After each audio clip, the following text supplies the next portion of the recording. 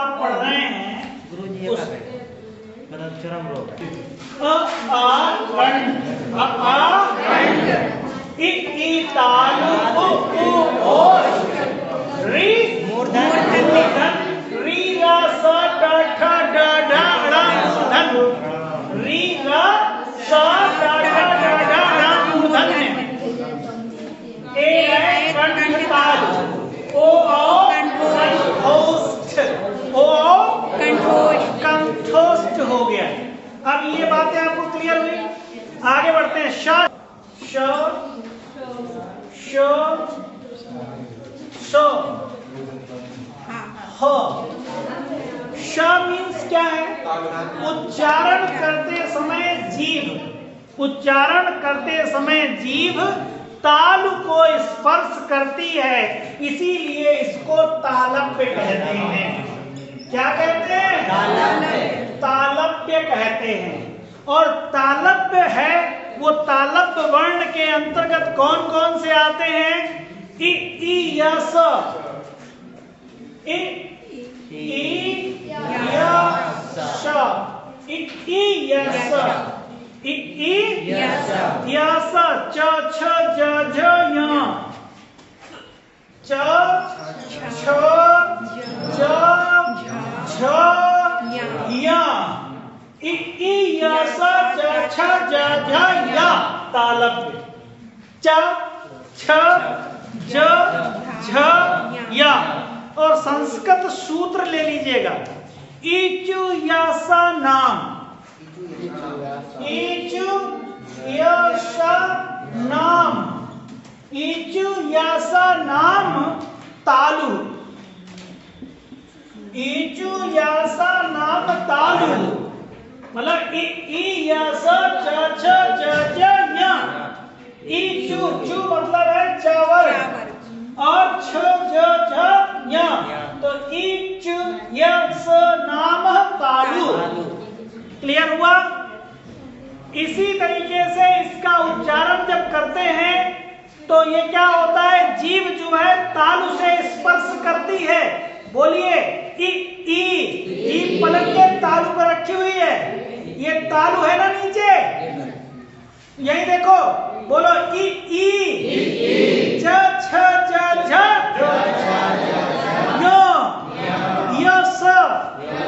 Yes. जब बोलेंगे तो अपने आप आ जाएगा। इसी को बोलेंगे हम संस्कृत सूत्र में अगर लाएंगे इचु यस नाम तालु तालु। अब देखो शा का मतलब है उच्चारण करते समय जीभ मूर्धा को स्पर्श करती है। किसको स्पर्श करेगी? मूर्धा को। इसीलिए इसे हम मूर्धन्य कहते हैं। क्या कहेंगे? मूर्धन्य कहेंगे। मूर्धन्य का मतलब हो गया जब जीव मूर्धन्य हो, मूर्धा से। जैसे मैं बोलूं श मतलब है जीभ को पलट देना है। श दोनों तरफ से हवा निकलेगी जीभ से। श तो इसका मतलब री रा श, री रा श, री रा श, री रा श, ड ठ ड ढ, ड ठ ड ढ ड़, ड ठ ड ढ, री रा श, ड ठ ड ढ ण। इसका मतलब ऋतु रसाणाम, ऋतु रसाणाम, ऋतु रसाणाम मूर्धा, ऋतु रसाणाम मूर्धा, ऋतु रसाणाम यही मूर्धन्य है। याद हो जाएंगे? ये याद करने का तरीका है इचु यसा नाम तालु, इचु यसा नाम तालु, ऋतु रसा नाम मूर्धा। आगे बढ़ेंगे। दंत्य सा क्या है? दंत्य है। शा मीन्स दंत्य। इसका मतलब क्या हुआ? उच्चारण करते समय जीभ दांतों को स्पर्श करती है, इसीलिए दंत है। ली ली ला ली ला ली ला सा ली, ऊपर के दांतों से जीभ टकरा रही। ली ला सा ता था दा धा ना ता था दा धा ना। ली, ये सब दंत है। ली आ जाए तो दंत है, ला आ जाए तो दंत है। ली ला सा ता था दा धा ना, तो इसको बोलेंगे ऋतुल सा नाम दंता। ऋतुल ऋतुल सा नाम दंता। ऋतुल नाम ऋतुल सा नाम दंता। इसका मतलब उच्चारण करते समय जब जीभ दांतों को स्पर्श करती है तो उसे हम क्या कहते हैं? तो ऋतुल सा नाम दंता, यही कहेंगे। आगे बढ़ते, अब हा की बारी आई। हा का मतलब है स्पर्श रहित। इनमें से कौन सा व्यंजन स्पर्श रहित है? तो पहली बात तो स्पर्श रहित इसी को कहते हैं, काकल ध्वनि कहते हैं हा को। इनमें से काकल कौन सा है? तो काकल ध्वनि हा है। काकल ध्वनि क्या है? हा है। स्वर यंत्र, स्वर यंत्र, तो स्वर यंत्र भी हा है। स्वर यंत्र भी हा है। ह देख रहे हैं? हाँ, गले पे आओ। ह पता ही नहीं चल रहा कहां से निकल रहा। हा गले के सबसे नीचे से ह, तभी काकल ले ह, पता ही नहीं चला। यहाँ तो हिले डुल नहीं रहा।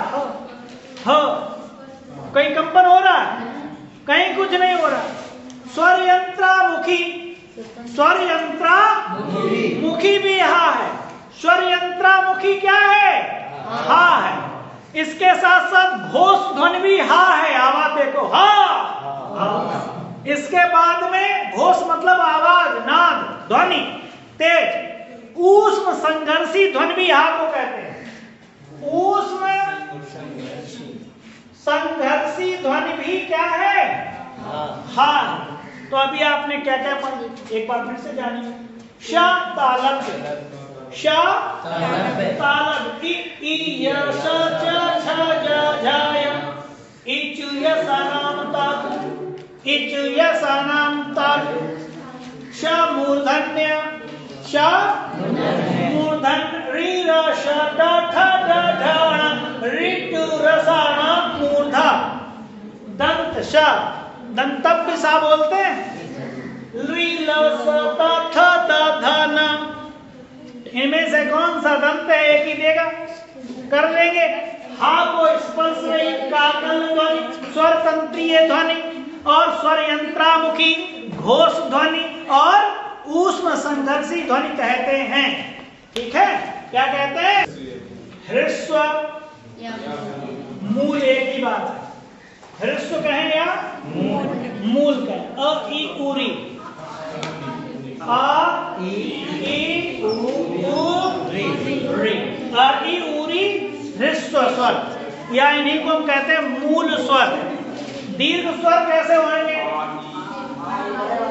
दीर्घ स्वर, दीर्घ स्वर है सा। कैसे है? ये आ है, ये आ है, इसी में प्लस आ कर दो, क्या हो जाएगा? इसके बाद इसमें ई कर दो, ई हो जाएगा। इसमें ऊ कर दो, बड़ा ऊ हो जाएगा। हो गया बड़ा ऊ। इसके साथ अ ई कर दो, अ ई करोगे, A plus E is equal to क्या हो जाएगा? ए। अ ई से क्या हो जाएगा? ए हो जाएगा। इसी के साथ साथ में अ और ए मिला दो, नहीं, आ प्लस ए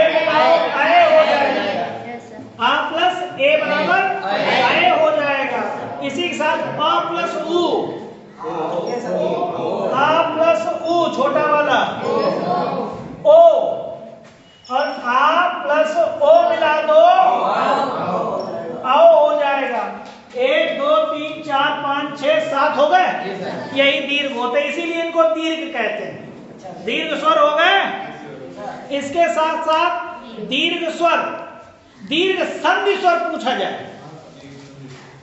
दीर्घ संधि स्वर, अभी तक तो आपने देखा दीर्घ स्वर हो, दीर्घ संधि स्वर पूछा जाए तो होता है अ से मिला के आ, क्या हो जाएगा? आ हो गया। इसका ई, जो छोटी छोटी मिला दो बड़ी, बड़ी हो गई। इसी के साथ साथ छोटा मिला दो ऊ। ये जो आप देख रहे हैं यही हो गए दीर्घ संधि स्वर। बस 3 होते हैं दीर्घ संधि स्वर। कितने हो गए? 3। संयुक्त स्वर पूछा जाए, संयुक्त स्वर, संयुक्त स्वर, संयुक्त स्वर की बात करें तो अ ई ए, आ प्लस ई बराबर ए, ये हो गया। आ प्लस ए बराबर आ प्लस ए बराबर आई, आ प्लस ए बराबर आई। इसी के साथ तो आ प्लस उ बराबर ओ, आ प्लस उ बराबर ओ, और आ प्लस ओ बराबर ओ, आ प्लस ओ बराबर ओ। क्लियर हो गया? यही है संयुक्त स्वर।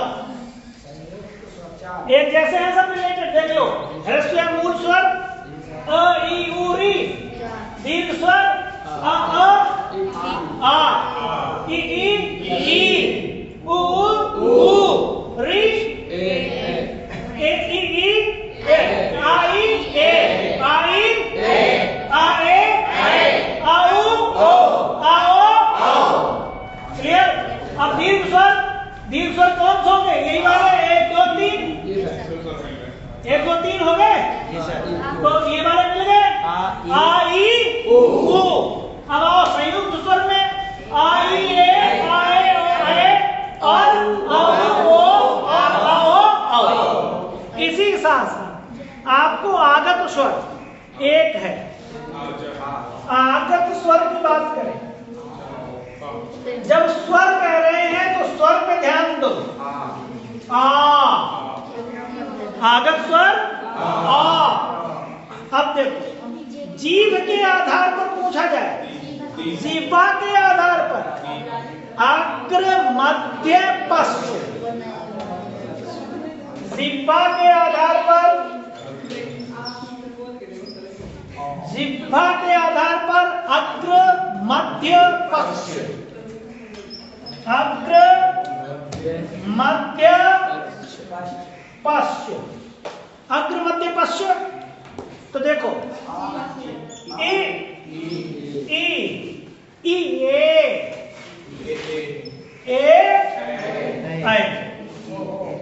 अच्छा ई क्या है? तालु है। तो ए क्या है? कंठ तालु है। तो ये भी लिख लिया करो, हर जगह ऐसे लिखा करो, याद ना करना पड़े।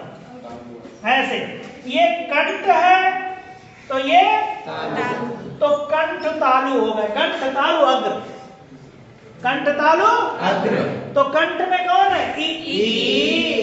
बोल के देखो, कंठ नहीं, कंठ तालु नहीं, ये कंठ नहीं है। कंठ में क्या था? आ था। कंठ में तो आ था ना। ई क्या है? तालु। और ये कंठ तालु हो जाएगा। ये तालु है। ये क्या है? तालु। ये तालु हो गया। ई क्या है? तालु है। ई देख रहे हैं आप? ई पलट के नीचे रख गया तालु पे। ई बोलो, नीचे वाले दांतों को ठेल नहीं थी। ई और उधर जाओ, ए कंठ तालु, कंठ से भी निकल रही और तालु से भी, देख रहे हैं आप? तो इसलिए कंठ तालु बोलेंगे। इसको क्या बोलेंगे? कंठ तालु। कंठ तालु, कंठ तालु हो गया। ये बात क्लियर हो गई। आगे बढ़ते हैं। मत स्वर में आते हैं। केवल क्या है आ। अब ये आ है तो ये कंठ है अ अ अ, जैसे हा निकलता है वैसे अ है ना, तो ये क्या हो जाएगा कंठ। आ क्या है, अब आ जो है वो दोनों कंठ है, ई क्या है तालु है, ए क्या है कंठ तालु है। तो इसी तरीके से इसी को हम आ को शहीद वर्ण भी कहते हैं। इनमें से कौन सा शहीद वर्ण है, तो आ। स्पष्ट स्वर में आते हैं आ दो आ लिखो, एक तो आ फिर आगत वाला आ, इसके बाद में उ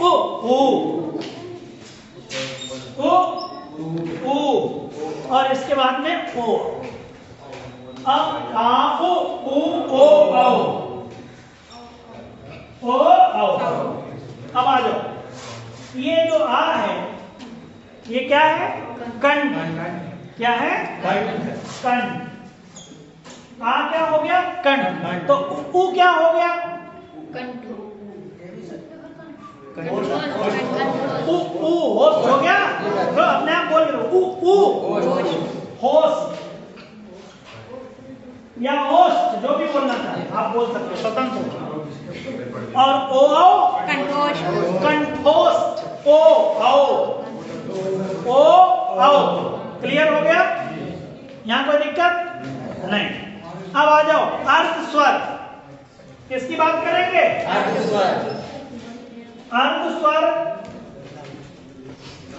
कौन सा है, यब है अर्ध स्वर है ना। ई आ मिला दो या तभी तो अर्थ है। ई आ हो गया या औवा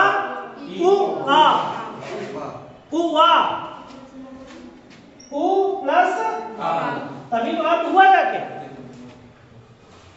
ई आ या उ आ वा। क्लियर। रा और ला। राला क्या है, रा है लुंठित और रा को बतर्स भी बोलते हैं। रा जो है देखिए, एक तो लुंठित तो है ही और एक शब्द लिखो बतर्स, रा बतर्स भी है। रा क्या है, पूछेगा इनमें से बतर्स कौन है, ला रा है और ला भी है। ला क्या है, ला पार्श्विक है। ला क्या है पार्श्विक, तो इनमें से कौन सा पार्श्विक है, ल। पार्श्विक क्या है ला, और ला को हम बतर्स से बोलते हैं। अब कहोगे बतर्स बता रहे तो बतर्स में कौन कौन से आते हैं, तो कौन आता है, न स ज र ल, सजरल सजरल क्या आएगा, और न और लगा दो, न सजरल न सजरल बतर्स न स जाके नीचे बिंदी सज रल, और दो आपके सामने राला हमने बताया कि राग को लुंठित भी बोलते हैं और ला को पार्श्विक बोलते हैं। ठीक है, ये इन्हीं में से क्वेश्चन पूछे जाएंगे वर्णमाला, बनेंगे क्वेश्चन। इनमें से बतर्स कौन सा है, आ गया। भाषा विज्ञान की दृष्टि से, भाषा क्वेश्चन कैसे पूछा जाएगा, भाषा विज्ञान की दृष्टि से बड़ा ऊ स्वर है। ऊ जो है वो स्वर है, कौन सा स्वर है, तो बोलेंगे पश्च समृत। तो भाषा विज्ञान की दृष्टि से ऊ स्वर है तो पश्च समृत है। देख लो पश्च स्वर है जिह्वा के आधार पर, देखो बड़ा ऊ आया आया बड़ा ऊ, तो पश्च हो गया। और पश्च संव्रत कैसे हो जाएगा? उसे संव्रत विव्रत पढ़ना पड़ेगा। आगे बढ़े जी सर। अब समझो संव्रत स्वर कौन से होते हैं, अर्ध संव्रत स्वर कौन से होते हैं, विव्रत कौन होते हैं, अर्ध विव्रत कौन होते हैं, इसको भी समझिए। न सजरल, न सजरल, जाके नीचे बिंदु हो तो वही वाला है बतर्स। ठीक है, चलिए आगे देखिए। संव्रत स्वर, संव्रत, अर्ध संव्रत, संव्रत, अर्ध संव्रत, विव्रत, अर्ध विव्रत, विव्रत, अर्ध विव्रत, विव्रत। एक साथ लिखिएगा। संव्रत में कौन कौन से है? संव्रत का मतलब है ई ई ओ ओ, ई ई ओ ओ। यही तो भाषा विज्ञान के आधार पर पूछा मैंने। भाषा विज्ञान की दृष्टि से उ स्वर है तो पश्च संव्रत है, पश्च संव्रत। तो बोलिए ई ई उ उ। अर्ध संव्रत पे आ जाओ। अर्ध संव्रत में ए ओ, ए ओ, ए ओ, अर्ध संव्रत। अब इसके बाद में आ जाओ विव्रत में आ ए, आ ए, आ ए। अर्ध विव्रत में आ और आगत वाला आ ए ओ,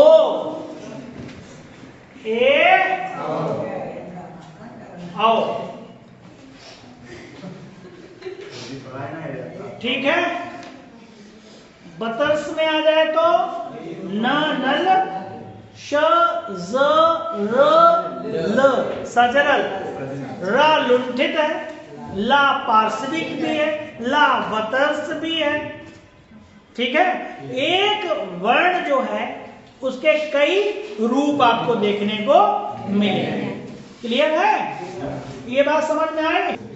अब एक प्रूव करके बताओ कौन से 41 हैं। अब आप लोग कह सकते हो, ये आपकी मतलब रिस्पॉन्सिबिलिटी। आप हमसे पूछिए, 41 हमने खूब पढ़ा है, वन लाइनर में पढ़ा, आप हमें प्रूव करके बताइए। का ले लो और का से लेके कहां तक जाएंगे?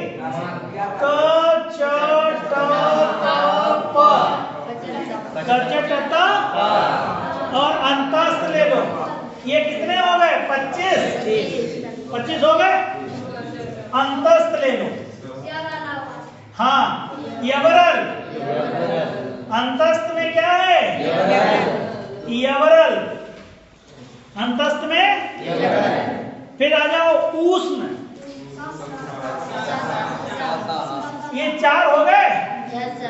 ऊष्ण में आ जाओ श तालब्ध, श दंत, सा दंतव्य, और हा काकल्य, स्वरयंत्रीय। ठीक है, ऐसे ही बार बार रिवीज करो, रिवाइज करो, ऐसे आ जाएगा। इसके बाद में आ जाओ उच्छिक्त। कौन से हो गए? ये 4 हो गए। उच्छिक्त, उच्छिक्त मतलब हो गया कितने? अड़ अड़ 2, उच्छिक्त 2 हो गए। आगत व्यंजन, आगत व्यंजन 2 हैं। ज फ, ज फ, दोनों के नीचे बिंदु है।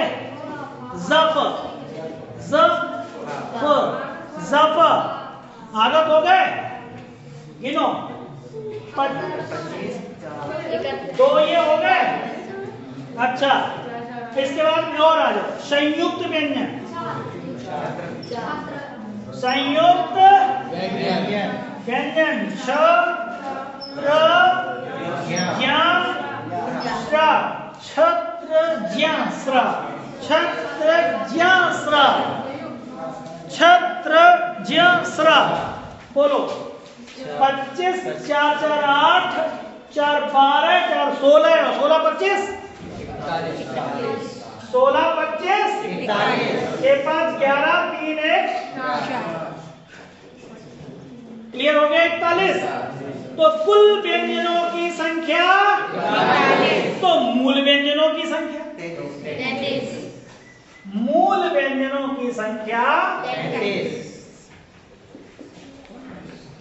संख्या होती है 33। कितनी होती है? 33। कौन कौन से होंगे? 25 तो स्पर्श हो गए, 4 जो है अंतस्थ हो गए, 4 ऊष्म हो गए, और बस 25 और 8 यही मूल है। फिर छत्रज्ञान को क्यों नहीं जोड़ा गया? क्यों नहीं जोड़ा? क्योंकि वो हमने बोला था आपके छ जो है वो किसके बाद आएगा? का के। का श मिला दीजिएगा तो फिर छ का क्या काम है? हमारे पास छा भी है, का भी है और सा भी है, तो हमें छ की क्या जरूरत? तो मूल है ना, तो वही तो मूल हो गए। जैसे मूल स्वर अ ई उ री, उन्हीं को मिला के दीर्घ बनाते हैं। क्लियर है? तो मूल स्वर कितने हैं? अगर पूछते एग्जाम में कुल व्यंजनों की संख्या कितनी है, 41, तो कुल को याद रखना। अगर कह दे मूल व्यंजनों की संख्या कितनी है, तो ये क्वेश्चन में आपको ऐसे करना। क्लियर है? क्या है? प्रस्तृत। दूसरा है वर्तुल। प्रस्तृत वर्तुल, प्रस्तृत वर्तुल, अर्ध वर्तुल, प्रस्तृत वर्तुल, अर्ध वर्तुल, अर्ध वर्तुल, वर्तुल। ओष्ठ की आकृति के आधार पर, ओष्ठ की स्थिति के आधार पर आ उ ओ औ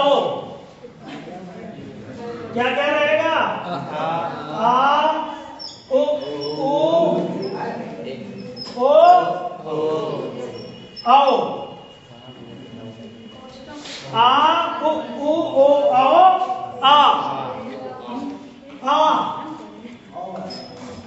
आ, अब ये प्रस्तृत है। कैसे? आ, ओठ देखो आकृति, आ उ ओ आओ। बंदर जैसा मुंह बना है, देखो आ उ ओ आओ आ, ये प्रस्तृत कहलाता है। क्या कहलाएगा? अब इसके सॉरी, ये क्या फर्स्ट स्वर में आ गया ना, ये नहीं अरे प्रस्तुत में आओ, ये तो इसमें फर्स्ट स्वर में आ गया, इसमें आ गया फर्स्ट स्वर नहीं पढ़ना, ये गलत हो गया, इसको हटा दीजिएगा। प्रस्तुत क्या है? ये प्रस्तुत, प्रस्तुत में क्या है? इ ई ए आई, इ ई ए आई, इ ई ए आई, इ ई ए आई। ये होस्टों की स्थिति के आधार पर है, प्रस्तुत कहते हैं। इनमें से कौन सा प्रस्तुत है? इनमें से कौन सा प्रस्तुत है? तो इ ई ए, इ ई ए। इसी के साथ साथ आए वर्तुल में उ ओ औ, उ ओ औ। ये वर्तुल में क्या हो गया? उ ओ। इसके बाद आता है आ। क्या आएगा? आ। 1 2 3 4 5 6 7 8 9। ठीक है, तो इस तरीके से कसम में ई ए है, वर्तुल में उ ओ और अर्धवर्तुल में आ। अर्धवर्तुल में वृत्ताकार स्वर होते हैं। ओष्ठा आकृति के आधार। वृत्ताकार स्वर जो होते हैं वो कौन कौन से होते हैं? जब वो होठों की आकृति कैसी हो जाती है? गोल। होठों की आकृति गोल। वो ऐसे कौन से हैं जिनको बोलने से गोल हो जाती है? उ ओ आ। उ गोल हो गए। उ अवृत्ताकार। जब आकृति वृत्ताकार ना हो, अवृत्ता आ मतलब नहीं और वृत्ताकार मतलब वृत्ताकार ना हो, ओष्ठ आकृति के आधार पर, तो होठों की आकृति गोल ना होकर फैले रहते हों। और जब फैले रहे तो क्या क्या होगा? आ आ ई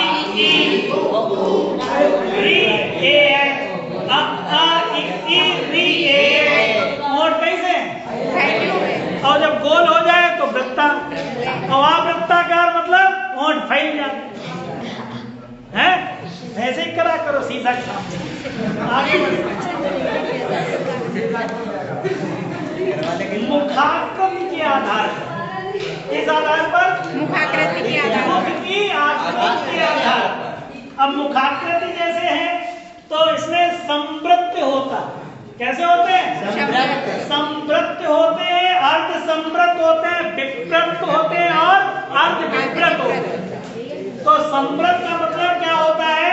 मुख वृत्त के समान बंद सा रहता है। मुख कैसा? वृत्त के समान बंद सा रहता है, तो उसे क्या कहते हैं? और ये सबसे कम खुलता है, सबसे कम खुलता है। जैसे ई उ कम खुला, ई उ कम खुल रहा है, री ई उ री संवृत्त, ई उ री संवृत्त। अब आ जाओ अर्ध संवृत्त। जब संवृत्त की तुलना में आधा बंद सा रहे, संवृत्त की तुलना में आधा बंद सा रहे, तो ये मुखाकृति के आधार पर हो रहा है। जैसे मैं कहूं ए ओ आधा बंद सा रहे ना। विप्रत मतलब खुला हुआ और सबसे ज्यादा खुलता है। आ, बस केवल आ हो गया। अभी मैंने बताया था।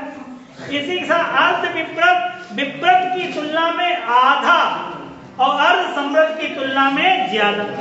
विप्रत की तुलना में आधा और संवृत्त की तुलना में ज्यादा। मुंह खुलता तो इसलिए मुखाकृति के आधार। तो आ ए औ,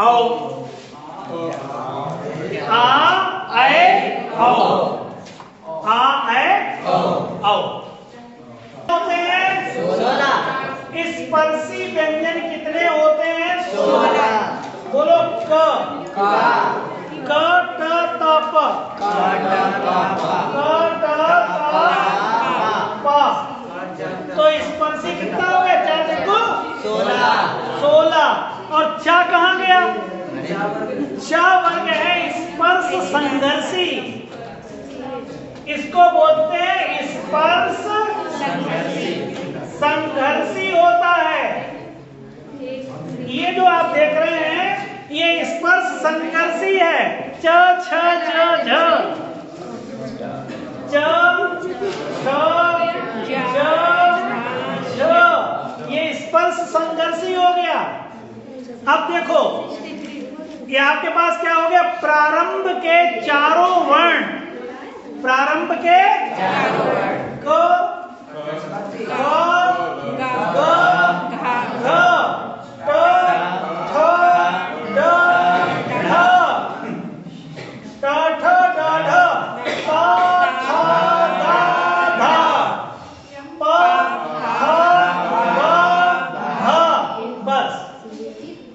प्रारंभ के 4, हमें पंचमा अक्षर नहीं लेना।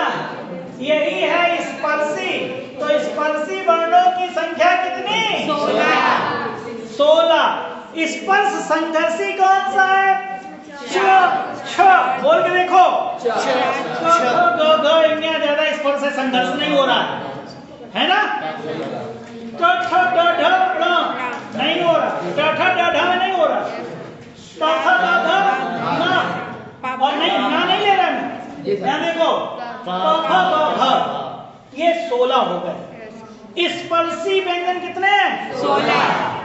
क ट त प, प्रारंभ के 4, प्रारंभ के 4। अब आ जाओ स्पर्श संघर्षी। अब बोल के देखो जरा। च छ ज झ, च छ ज झ। संघर्ष हो रहा है। कितना संघर्ष करना पड़ रहा है चा छा जा बोलने के लिए। इन्हीं को क्या बोलते हैं? वो तो ठीक है, स्पर्श संघर्षी है, लेकिन ये किसमें आता है? मूर्धन्य में। किसमें आएगा?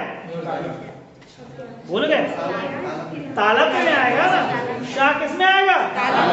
च छ ज झ, च छ ज झ क्या हो गया? स्पर्श संघर्षी कितने हैं? 4। स्पर्श संघर्षी कितने हैं? और जबकि स्पर्शी कितने हैं? 16। संघर्षी कितने हैं? अब देखो, अब केवल संघर्षी पूछ रहा है। अब केवल संघर्षी, अब केवल संघर्षी की बात कर रहे हैं। संघर्षी कौन है? श स स ह, स स स ह, स स स स श स स ह।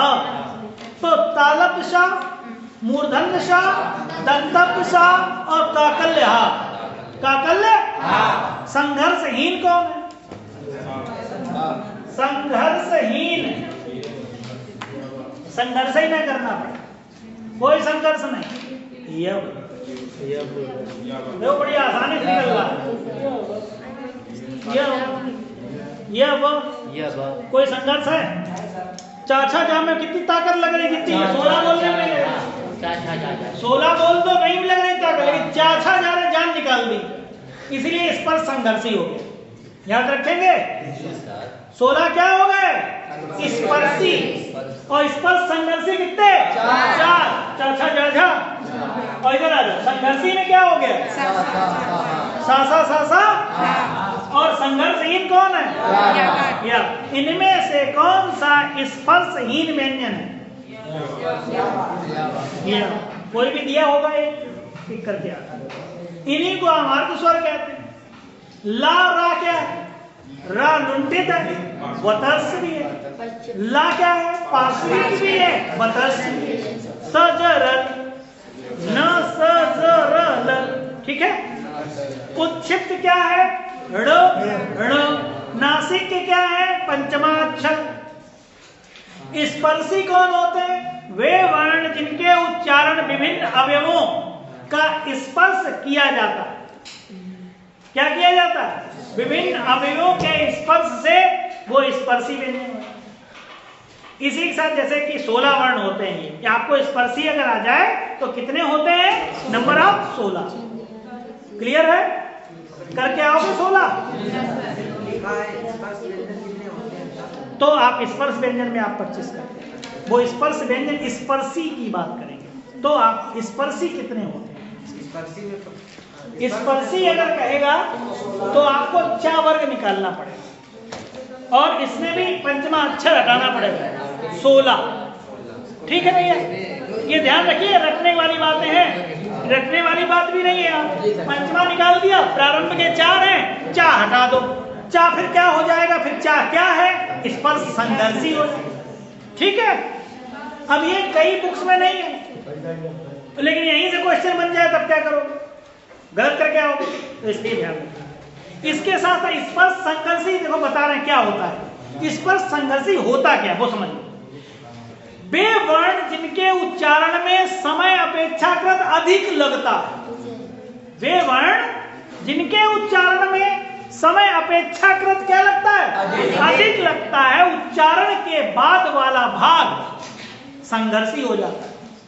उच्चारण के बाद वाला भाग वे स्पर्श संघर्षी। च ठीक है, च।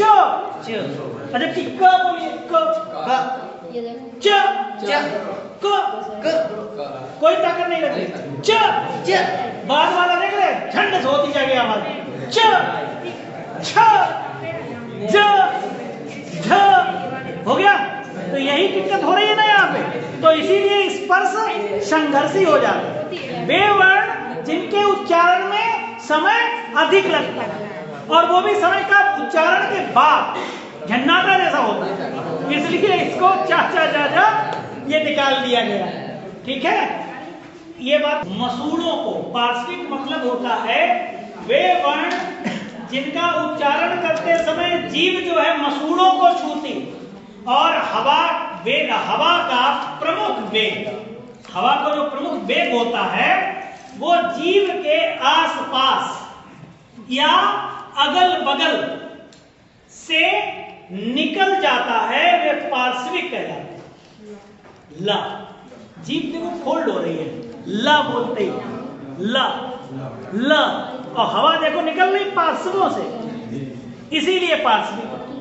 ल, ल, हवा देखो निकल रही पार्श्वों से, इसीलिए इसको पार्श्विक। जब आप आ गए पार्श्विक और भटको कहीं पे, पार्श्विक कौन सा है इसमें, तो तुरंत पहले जीभ उठाना, या बोलना, नहीं निकली, ला बोलोगे अपने आप तुरंत ला पे टिक जाएगा, तो ये हो जाएगा ला। पार्श्व का अर्थ होता है पास, पार्श्व का मतलब पास होता है। संघर्षहीन वर्ण कौन से होते हैं, वे वर्ण जिनके उच्चारण में, वे वर्ण जिनके उच्चारण में जीभ का को कोई संघर्ष नहीं करना होता, जीभ को कोई संघर्ष नहीं करना होता है, अर्थात स्वरों के समान मिलता जुलता, स्वरों के समान मिलता जुलता है। जैसे मैं कहूँ य वो, जीभ को कोई संघर्ष करना पड़ा, य वो, कोई संघर्ष नहीं। या क्या है, या और वह अर्ध स्वर है, इसीलिए पास पास लिखे जाते हैं, यबरल, यबरल इसीलिए लिखा जाता है। तो बार बार पढ़ने से हमारा एक नंबर तो मिल ही जाएगा कहीं ना कहीं। तो ई और आ से मिल जाए तो या हो जाता है, और उ और आ मिल जाए तो वा हो जाता है। ठीक है, इतनी बात, कोई दिक्कत यहाँ पे नहीं ना, समझ में।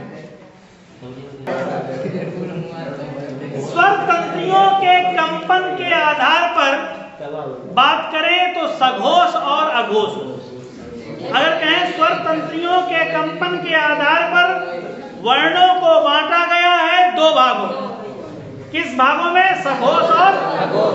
सघोष का मतलब होता है वे वर्ण जिनका उच्चारण में गूंज, नाद, कंपन होता है, वे सघोष कहलाते।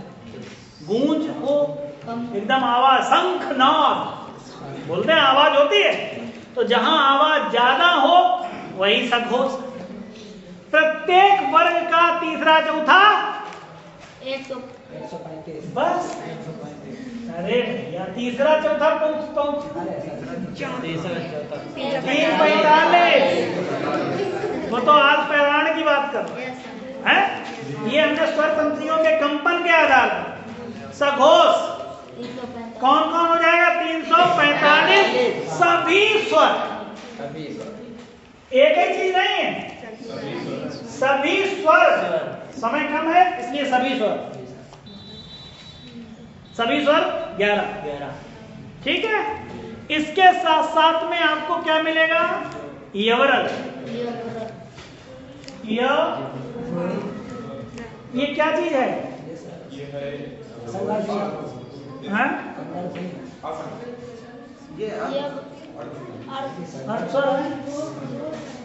यवरल, ये क्या हो जाएगा, सघोष में, यही तो होगा।